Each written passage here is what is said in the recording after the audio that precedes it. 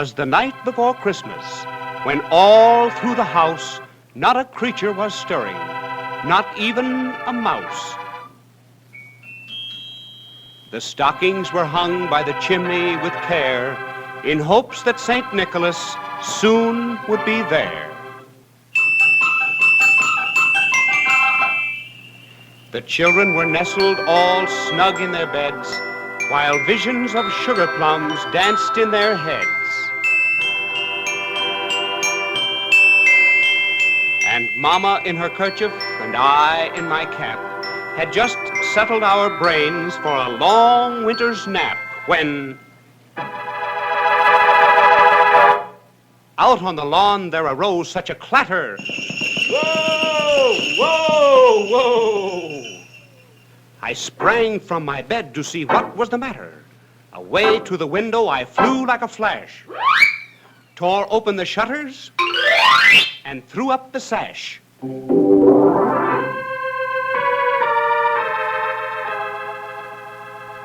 The moon on the breast of the new-fallen snow gave a luster of midday to objects below, when what to my wondering eyes should appear but a miniature sleigh and 8 tiny reindeer. With a little old driver so lively and quick, I knew in a moment it must be St. Nick. More rapid than eagles his coursers they came, and he whistled and shouted and called them by name. Now, Dasher.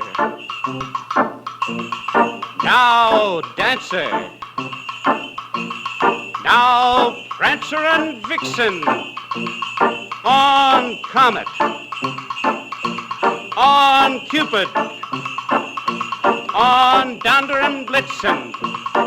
To the top of the porch. To the top of the wall.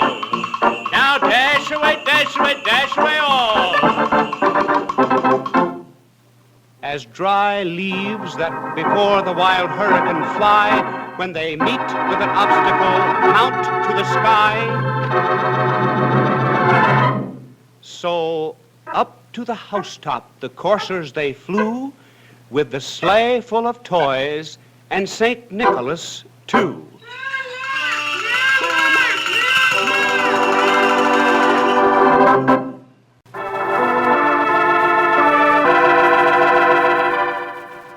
And then in a twinkling I heard on the roof the prancing and pawing of each little hoof. As I drew in my head and was turning around, down the chimney St. Nicholas came with a bound. Oh!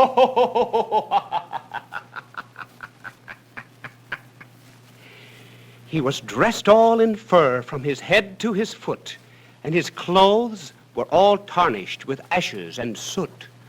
A bundle of toys he had flung on his back, and he looked like a peddler just opening his pack.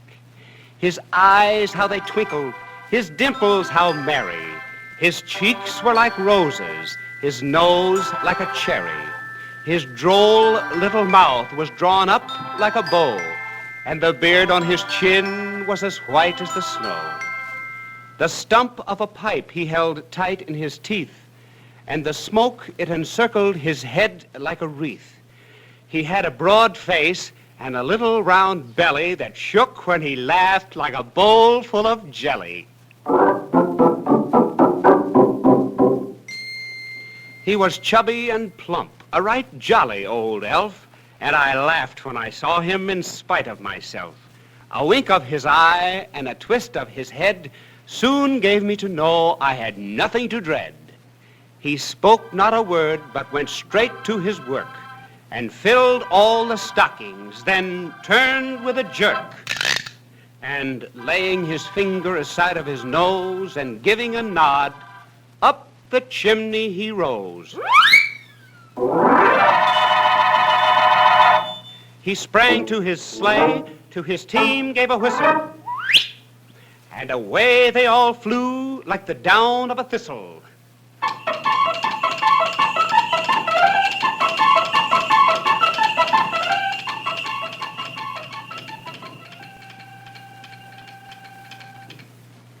But I heard him exclaim, ere he drove out of sight, "Happy Christmas to all, and to all a good night."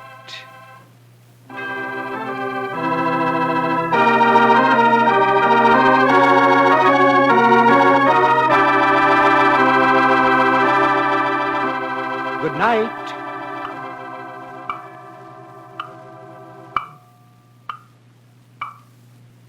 Good night.